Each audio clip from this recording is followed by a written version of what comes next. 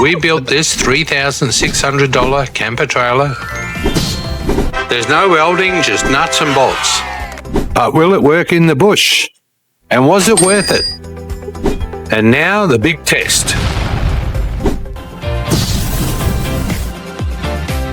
As you might be able to see, we're down camping again, down at Dwellingup, and we're coming down here for the big trailer camping test. The mattress doesn't look too thick, but we'll see how we go. We've got a yoga mat underneath. We'll try it out. Welcome back. Rob here. We're just about to show you how we did our little camper trailer. There's no welding, nothing like that, just a few nuts and bolts to put together.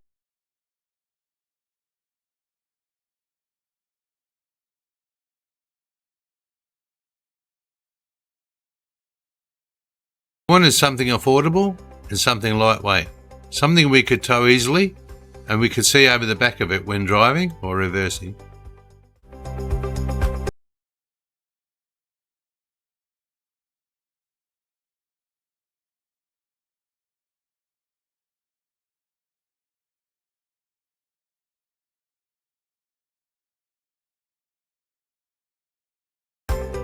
We also like that setup because we're not getting any younger. We don't really like the idea of climbing up on a roof or down from a roof in the middle of the night. Nobody wants to climb down from a roof in the middle of the night. Once we'd moved the trailer into the right position, now it was simply a matter of going through the motions, getting the camper level using the wind-up handle on the drawbar, which was pretty easy, and using the spirit level. Next was opening up the rooftop tent. Next came the awning poles, and I'll go through that in a little bit more detail later. It's much easier to raise the awning with two people. You can do it yourself, of course. It's not heavy, it's just easier with two.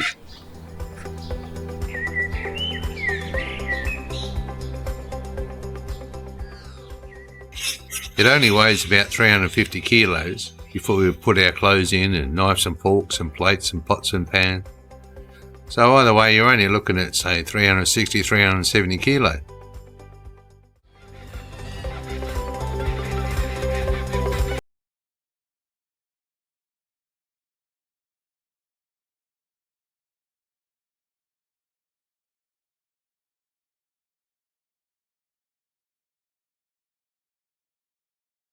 We've had.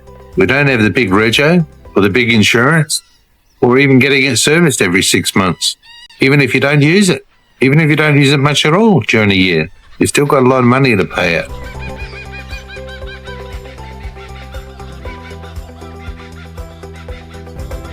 Once the awning is secured and raised into position, it's just a matter of unrolling it and unclipping the legs and the side supports. Again, it's much easier with two people. And it really only takes 2 or 3 minutes and she's up. This small solution to our camping is probably ideal for us, and it could be for a lot of people. There's a lot of potential with what we've done here, and we can iron out a few things as they come up.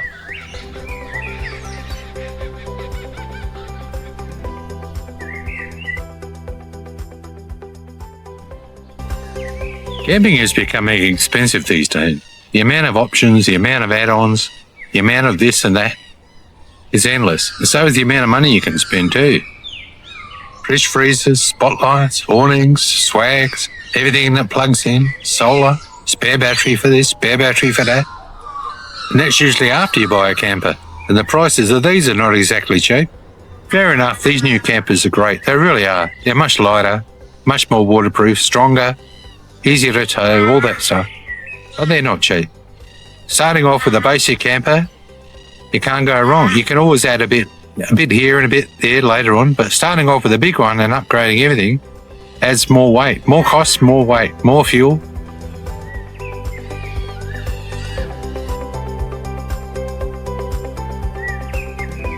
Now you can build a camper much stronger than ours, much bigger, have everything plugged in, get all the electrical stuff in, bring everything from the house that plugs in. But we just want to keep it simple, lightweight, easy to tow, not too high off the ground, and keep it simple. The Australian bush only exists one place in the world. When we go camping, we just want to go enjoy it. We don't want to sit and watch TV or make coffee in a big coffee maker or have some sort of air conditioning, anything like that. Just enjoy it. Keep it simple. So, here we go. We'll have a look at some of these prices. So the first one was a John Pappas trailer, which came in about 1900. Sliding drawers, 458. Rooftop tent, come in about 1,200, I guess. Dune awning, 99. Bunnings step ladder, which was about 46. Steel, nuts, bolts, brackets, etc. was about 200, including band-aids. So the total was 3,898. But actually, a couple of those big things I had home delivered, so it's probably closer to 3,600. We'll leave it at that. There is one thing I'm worrying about, and that's that mattress. It's only about 1/4 of an inch thick. Not really, it's about 35 mils. But it's pretty firm, so we'll see how it goes. Still, not sure. Okay, here's this little mattress I'm talking about. See, it's not very thick, about as thick as a piece of toast. And here's the yoga mats underneath. That's the black carpet that comes under on the floor. And then we put 2 yoga mats, red and blue. And then this thing, it's about 35, 40 centimetres, maybe 50. Should measure it, maybe 50 all up, I'd say. Still, pretty squishy there, but actually it's quite thick when you sleep on it. It's not bad at all. Not bad at all. I hope you can hear me all right today. It's a bit windy down here in Mandurah, down near the beach. Anyhow, I was thinking about, a lot of people say if you're not sure about a camper, you can hire one. Highly recommend it.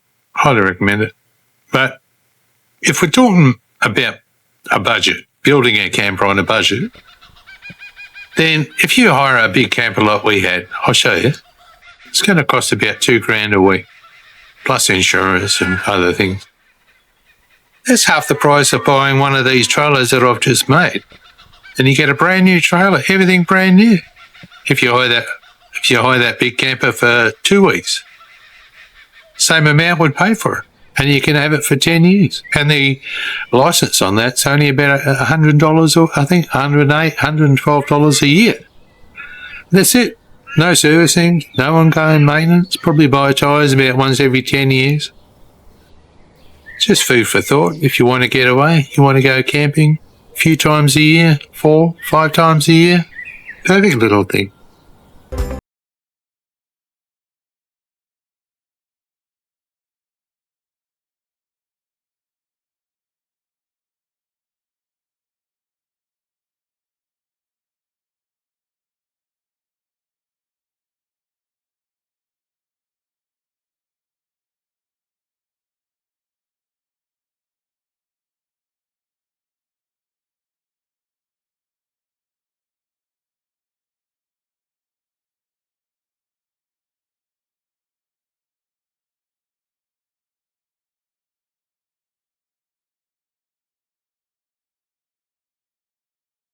A bit of that sleep tonight. There's only 3 main parts to this whole thing. Buying the trailer, which involves doing quite a bit of research. Then buying the rooftop tent, which also ties in with the trailer because you got to get it so it's big enough for you, but not so much so it's hanging off the back of it, or maybe you need a bigger trailer. If you want the biggest tent, you might need a bigger trailer. The next thing, the awning. How's the awning going to fit? Where are you going to put it, on the back or the front?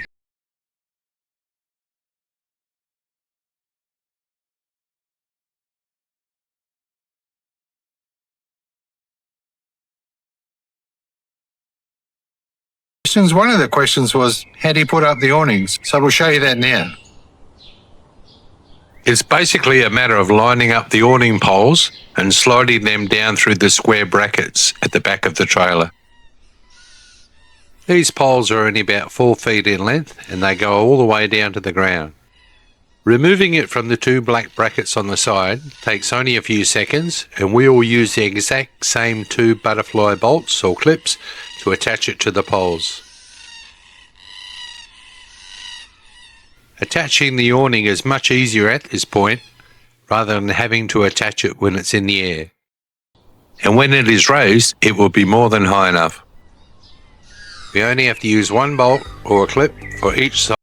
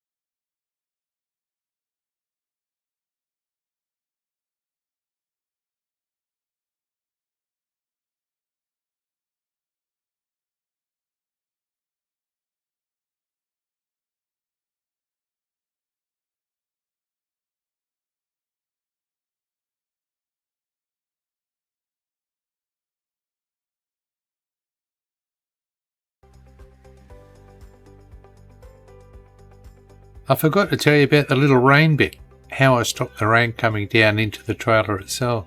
Just using self-adhesive rubber I got from Bunnings. Just stick it on, although mine's a bit wobbly. I should have done it before I put the roof on. I'll show you this little self-adhesive rubber strip that I put on, although mine's a bit wobbly.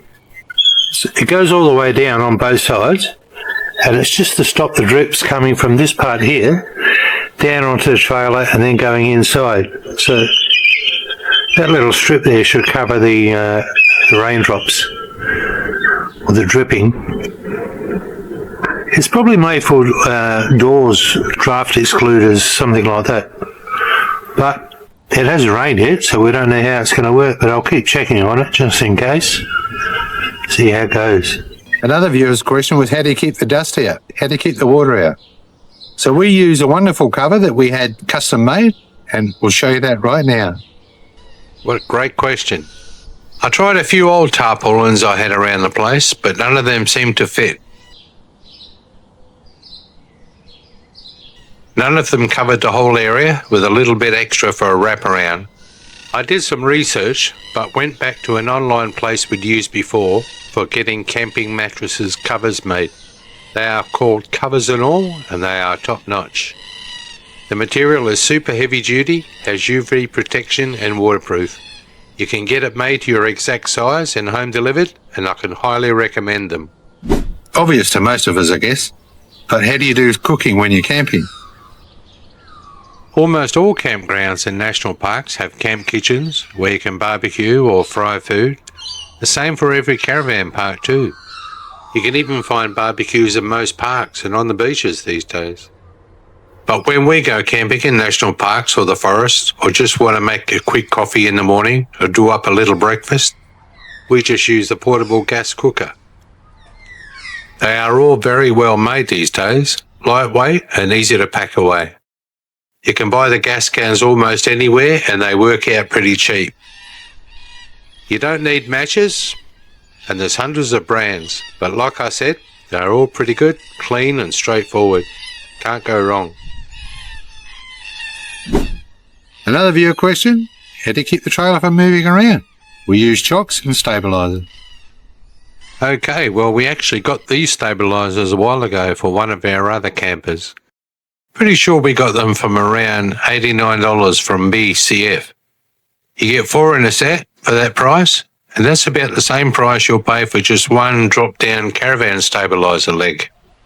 The wheel chocks are perhaps not really necessary, but helpful I guess if you're on a slight slope. We got these ones on Amazon, but you can get them pretty much anywhere.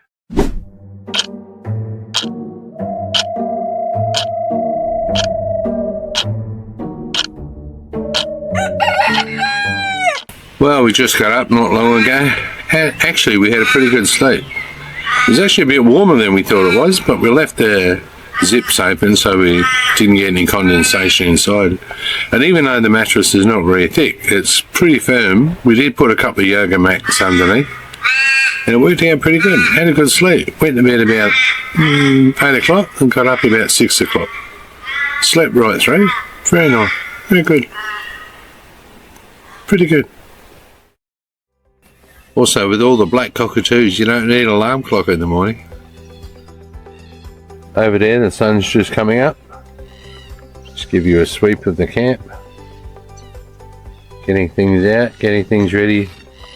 Probably pack up soon, have a cup of coffee, cup of eggs. If you really want to know how we put all this together, go back to our last video. You can find it on our channel, and that'll give you more details. So, thanks for joining us. And hopefully we'll give you a little food for thought, and we'll see you again soon in our next one. Bye for now.